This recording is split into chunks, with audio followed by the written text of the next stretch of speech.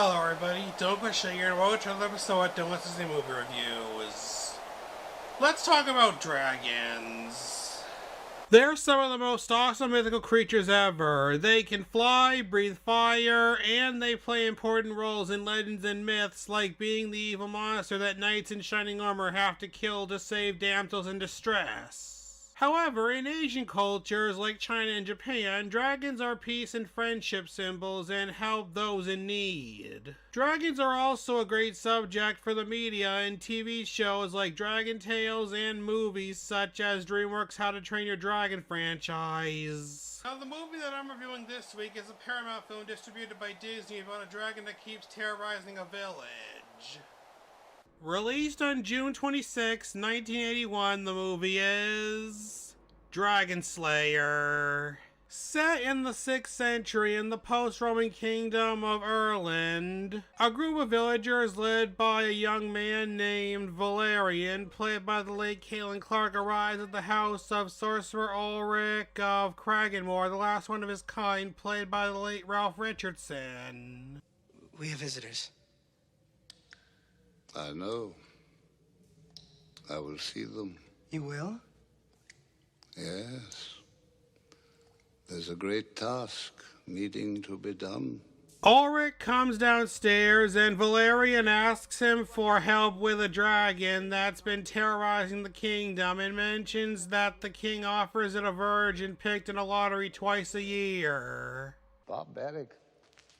And in return, this dragon, it leaves your villages and crops unburned. So Ulrich agrees to help them, but as he and the group is about to leave, Tyrion, a centurion from Ireland, played by the late John Hallam, followed the group to Ulrich's house and asks for a test to see if they got the right man to do the job. However, they don't do tests, but Ulrich has his apprentice Galen Bradwarden, played by Peter McNichol, go get a dagger from the iron box in the conjuring room. It's not this one, is it? The very one. Let it fall. So Tyrion grabs the dagger and stabs Ulrich with it.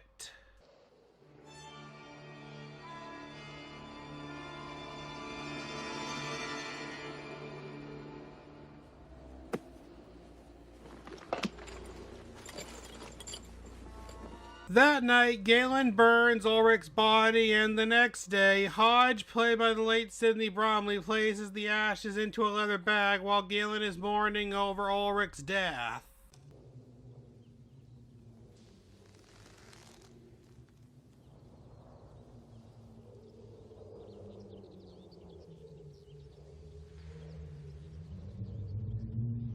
Ulrich's amulet begins to obey Latin incantations, and Galen and Hodge head out to find the villagers. That night, Valerian starts to think that she brought everybody there for nothing. However, Galen says he'll take the task. I'm Galen Bradwarden, inheritor of Ulrich's craft and knowledge. And I am the sorcerer you seek.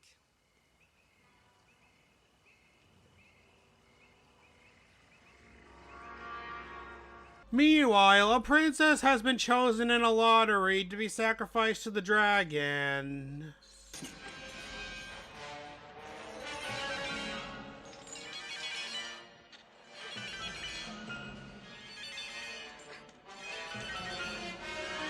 She manages to free herself, but is devoured by the dragon. Valerian wakes up and swims in a pond. Galen then comes in and finds out that Valerian is actually a woman who disguised herself as a man to avoid being picked in the lottery, since they only choose daughters.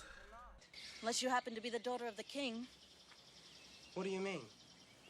If you're rich enough, your name never goes in. My father is poor. Suddenly, Hodge gets shot with an arrow, gives Galen the ashes, and tells him to take them to a lake of burning water. Burning water! The group heads to Ireland, and when they get there, Galen enters the dragon's cave.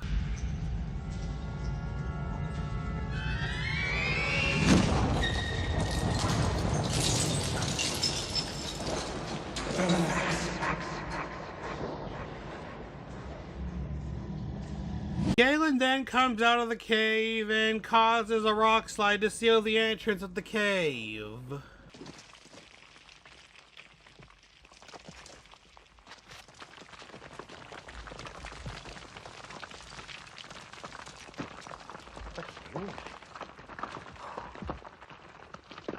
He's done it!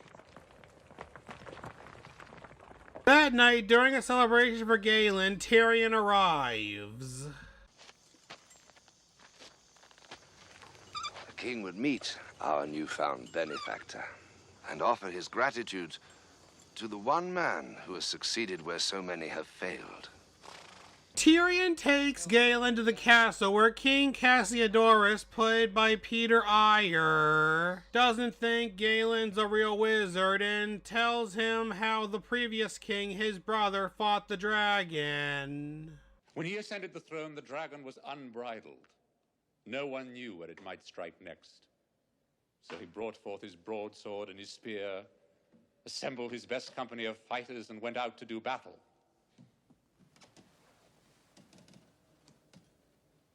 He was never seen again. King Cassiodorus then takes Galen's amulet and complains that the rock slide might have angered the dragon instead of killing it, and arrests him. In prison, Galen's visited by the king's daughter, Princess Elspeth, played by Chloe Salomon, and she tells him that she's competed in every lottery. However, Galen tells her that the lottery's rigged. The families with money, royal connections. You've participated in a lie, you know it. Elspeth goes to her father and asks him about this. Am I not exposed to the same risk as every other man's daughter? There's been a loose tongue here somewhere, sire. Who fills your head with such ideas? Answer my question. Answer me. The answer is no. I mean, yes. You are a participant in the choosing. We have seen to that, of course. How could we not? Yes. The answer is yes. You're lying to me. Elspeth! Suddenly, an earthquake happens. Elspeth frees Galen and he rides off on a horse, and Brother Jacopus, played by Ian McDiarmid, leads his congregation to the Dragonslayer.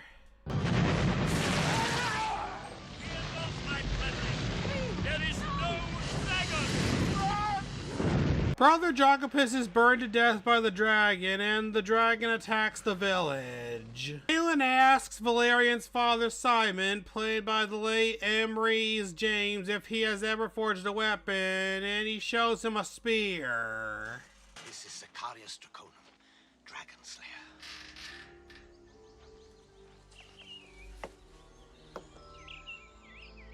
The best I ever made. It's beautiful. But I never had the nerve to use it. A lottery then starts and a name is drawn.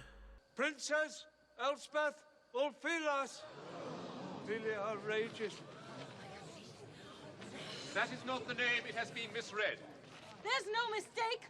The name's been drawn. Let it stand. No. The good Horsrick has misspoke himself. In fairness to this individual, whose name I can't make out, we will destroy this time. We will have a new choosing. I will draw the name myself. As it turns out, Elspeth has made it so that all the tiles have her name on them, since the king has always kept her out. The king gives Galen his amulet back, and he uses it to enchant the spear.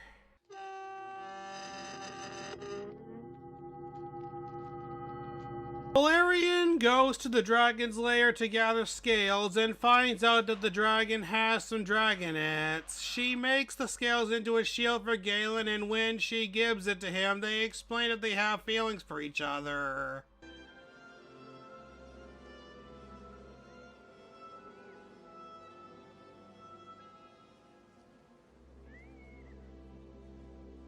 That night, Galen tries to save Princess Elspeth, but is confronted by Tyrion, who says the sacrifice must go on. No! Stop! Tyrion is right. This is our only hope.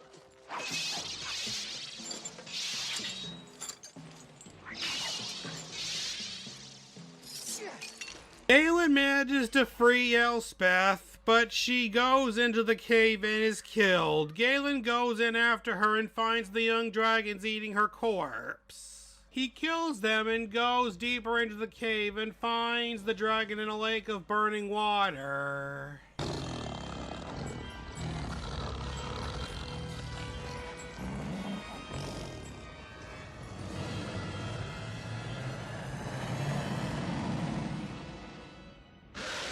The shield saves him from being burnt, and he manages to wound the dragon with the spear, but it breaks. Afterwards, Valerian finds him and tells him to leave with her, and then her father says something.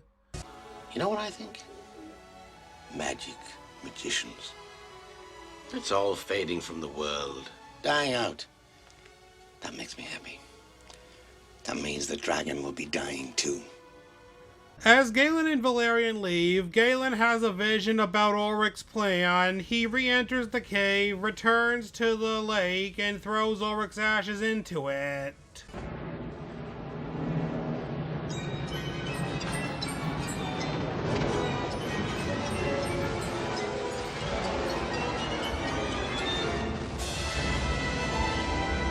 And with that, Ulrich's resurrected, and Galen tells him that he's not a sorcerer like him. I thought I had power. I don't. You said to be strong. I wasn't. But you were, my boy, you were. And you'll be stronger yet. Valerian's then reunited with Galen and Ulrich tells Galen that he has to destroy the amulet and Ulrich as well. So Ulrich transports himself to the top of a mountain and draws the dragon's attention. After a little battle, the dragon picks up Ulrich and flies away with him. Galen smashes the amulet with a rock, Ulrich explodes, and the dragon dies.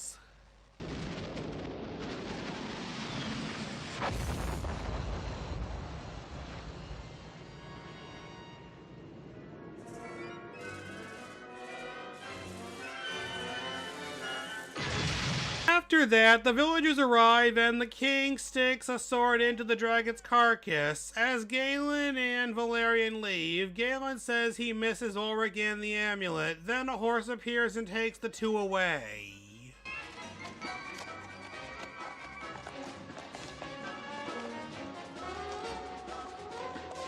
And that was Dragonslayer. What did I think of it? It's pretty good, but unfortunately the film didn't do so well at the box office, making it a box office bomb.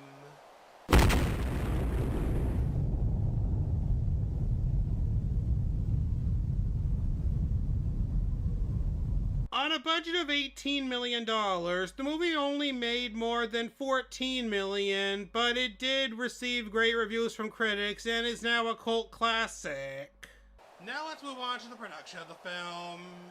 The idea for the film started when Hal Barwood and Matthew Robbins had an idea after seeing the Sorcerer's Apprentice segment from Fantasia. Sometime after that, they did some work on St. George and the Dragon, which is how they got the idea for the story. Barwood and Robbins didn't use the medieval world's traditional ideas because they wanted the film to be realistic. Because of that, they made it so that the film could be set after the end of the Roman rule in Britain before Christianity arrived. The two men then started to work on the outline of the story in June of 1979, and finished in August of that same year. With the first being Popeye. When creating the dragon, it took a quarter of the film's budget. They got David Bunnett to design it, along with being given ideas about how it would move, which would then be rendered on paper. Bunnett gave the dragon a personality degree and tried not to make it look like the creature from Alien, which he thought was very hideous. Once Bunnett handed over his storyboards to the filmmakers, the dragon was created by using a bunch of techniques, with the final creature being a composite of many various models. Phil Tippett from Industrial Lights and Magic was the finalizer of the design and made the reference model that Danny Lee from the Disney Studios followed closely when building the larger props for close-ups. A couple months later, his crew completed a 16 assembly of a neck and head, a 20-foot tail, leg for the dragon when it's walking. Phil Tippett made the model for those scenes. Instead of using stop motion, he had his team create a model that would be used for each exposure. Ken Ralston was hired to create the dragon's flying scene, so he created a model that had a articulated skeleton made of aluminum so it could move around a lot. He also filmed birds flying so he could include their movements to the dragon model. For the casting, Peter MacNicol and Robbins first met during wait for auditioning somebody for the Breaking Away pilot, and MacNicol agreed to star in the film. However, he didn't do magic tricks. He also had to take vocal coaching, which could cover his Texas accent, and learn magic tricks with Harold Taylor. Caitlin Clark wasn't sure about taking part in the film since she was getting ready for her audition for a play in Chicago. However, once she did the audition, she had to go back for more tests and failed them. She then managed to succeed at doing another test with Robin's insistence. For the sets of the film, they hired Elliot Scott for the job, and he returned to the 13th century Dowydlin Castle on a farm site outside of London, which surprised the locals. While he did some research on medieval architecture in the British Museum and in his library, he did take some libraries to make the thatched roofs on the houses, the granary, Simon's house, and Smithy and Cassiodorus's castle, since he couldn't find enough information on what they exactly looked like. He also built the inside of the Dragonslayer with 25,000 cubic feet of polystyrene and 40 tons of Welsh slate and shale. The shots showing the Welsh and Scottish landscapes were made by using matte paintings. For the costumes, they were designed by Anthony Mendelsohn, and he consulted with the British Museum, the London Library, and his own reference files to create the looks of the early Middle Ages. They were stitched roughly and used colors made from vegetable dyes. For the music, Alex North was the composer, and he had 6 weeks to compose the score. The linear conception was made through layered polyphonic orchestral texture, which was dominated by a medieval style modal harmony. The score featured music that was rejected from the score of Stanley Kubrick's 2001: A Space Odyssey. And now it's time for me to give my opinion on the film. In the end, while I do find this film to be pretty good, it's still forgettable. I give it 3.5 stars out of 5. Well, that's it for Dragonslayer.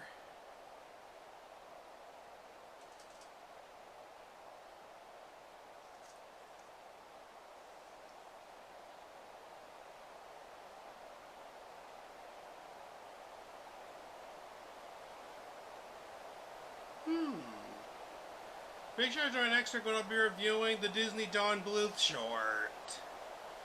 And if you enjoyed this video, then please tell your friends about me, leave some questions in the comments below, subscribe, and hit that like button.